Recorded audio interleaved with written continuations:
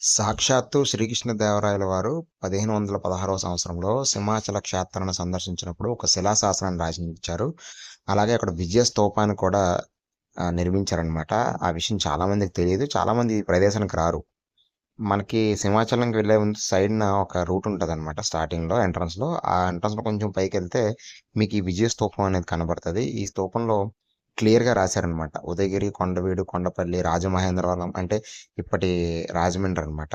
అవన్నీ జయించిన తర్వాత ఇక్కడ సింహాచలం వచ్చినప్పుడు ఒక స్తూపాన్ని నిర్మించారు. దాన్ని చూడండి ఒకసారి. ఇప్పుడు చూస్తున్నారు కదా, శ్రీకృష్ణదేవరాయలు గారు ఏర్పాటు చేసిన స్తూపం దగ్గరే మనం ఉన్నాం.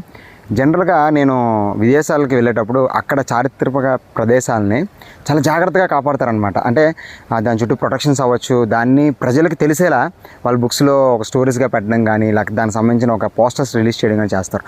కానీ మనకి దురదృష్టవశాత్తు ఎందుకు ఏం జరుగుతుందో తెలియట్లేదు, కానీ అలాంటి ప్లేసెస్ గురించి ఎక్కువగా ప్రజలకు తెలియట్లేదు. ముఖ్యంగా నేటి యువతకు తెలియాలి. ఎందుకంటే మన సంపద, మన చారిత్రక సంపద, భారతదేశానికి ఉన్న చారిత్రక సంపద ఇంక ఏ దేశానికి లేదు. అది గర్వపడాలి. దాన్ని మనం చెప్పుకోవట్లేదు.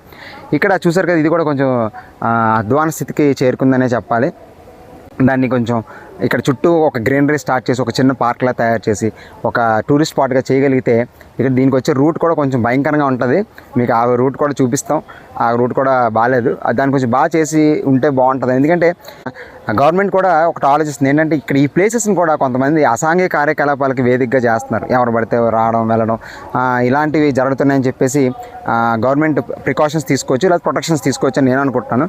కానీ ఇలాంటి చరిత్ర మన యువతకి, ముఖ్యంగా విశాఖ ప్రాంత వాసులకి, ఆంధ్ర ప్రజలకి తెలియాలని ఈ వీడియో చేస్తాం. చాలామందికి తెలుసు, కానీ నా వంతుగా ఇక్కడికి వచ్చాను కాబట్టి నేను ఈ వీడియో చేద్దాం అనుకుంటున్నాను. కాబట్టి ఈ చరిత్రని మీరు తెలుసుకోండి. అలాగే కొంతమందికి షేర్ చేయండి, లైక్ చేయండి, కామెంట్ చేయండి. ఏవైనా మా వీడియోలో ఏదైనా పొరపాట్లు ఉంటే మాత్రం దయచేసి మాకు కామెంట్ రూపంలో తెలపండి. Thank you.